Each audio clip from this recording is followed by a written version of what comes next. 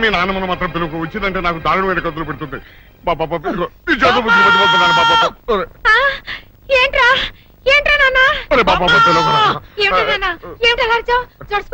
చూడు బామ్మ, పరీక్షలు దగ్గర పడుతుందని కష్టపడి రాసుకున్నాడు, చాలా చింపేశాడు చూడు.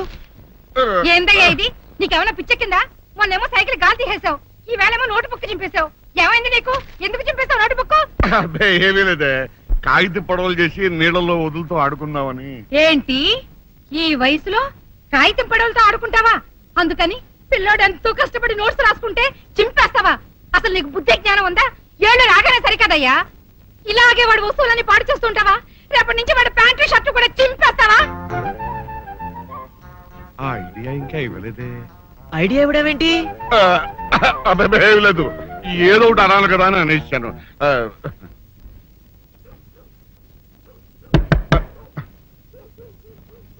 ఎవరో తలుపులు కొడుతున్నారు. ఒకవేళ దొంగలు కాదు కదా?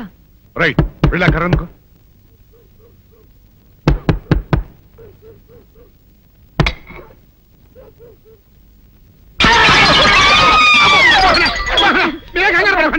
మా అబ్బాయి బుల్ రాజు చనిపోయింది రాజుని.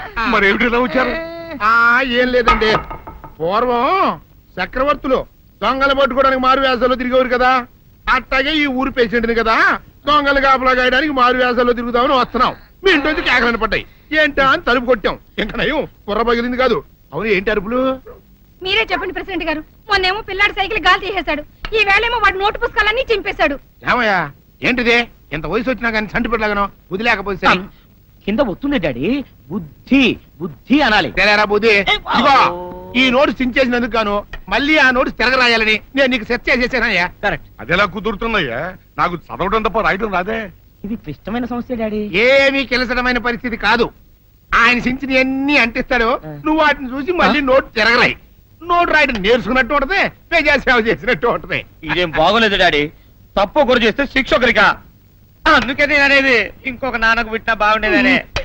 తప్పు కొద్దుకు సంబంధ వార్తం వస్తుంది. స్వామి, నా మనసు అటు ఇటు పోకుండా చదువు మీదే ఉండేలా చేసి పరీక్షలో ఫస్ట్ ర్యాంక్ వచ్చేలాగా నన్ను ఆశీర్వదించు స్వామి.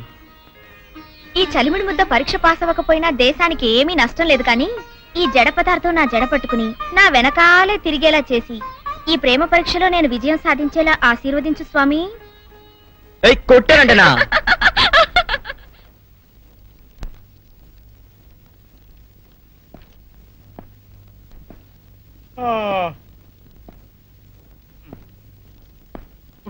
ఏంటి లేస్తున్నావు? ఇదిగోండి సార్. ఖాళీ పేపర్ ఇచ్చాడే.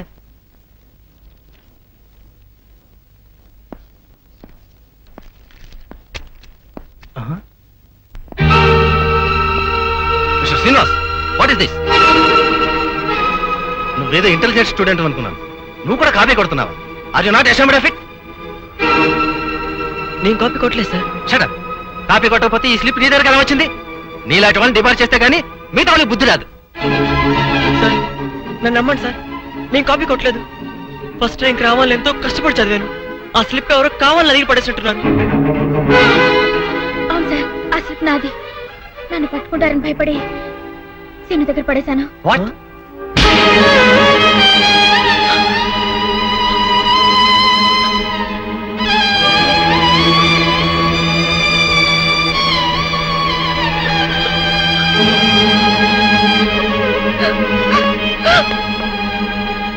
ఏమిట్రా చెప్పేది? అవునరా, పరీక్షలో డీబార్ అయితే మా నాన్న చంపేస్తాడని భయపడి ఆ స్లిప్ నేనే పడేశాను. సారీరా, సౌందర్యం నిన్ను సేవ్ చేయాలని ఆ తప్పు తన మీద వేసుకున్నా. నువ్వేమో అనవసరంగా అమ్మాయిని కొట్టేశావు. అయ్యయ్యో, అందుకనే మరి పాప అమ్మాయి ఏడుస్తూ వెళ్ళిపోయింది.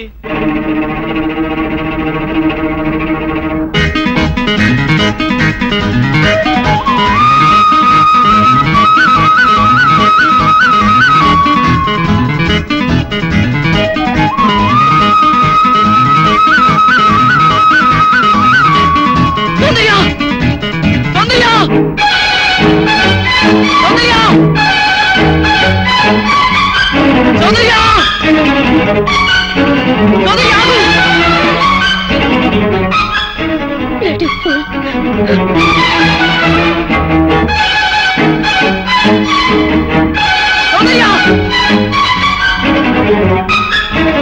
సౌందర్య, నా మాట విను. సౌందర్య! సౌందర్య!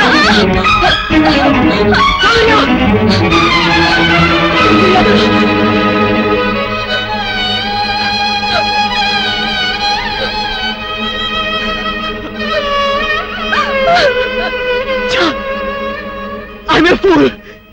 Yes, I'm a big fool. అందరూ ఆడపిల్లలాగే నీకు నేనంటే అట్రాక్షన్ అనుకున్నాను, కానీ నువ్వు నన్ను ప్రేమిస్తున్నావు అనుకోలేదు. నువ్వు నాకు సాయం చేస్తే నేను మీ చేయి చేసుకున్నాను. ఛా! తప్పు చేసి సారీ చెప్పడం తప్పించుకోవడమే. అందుకే నన్ను నేను శిక్షించుకుంటాను.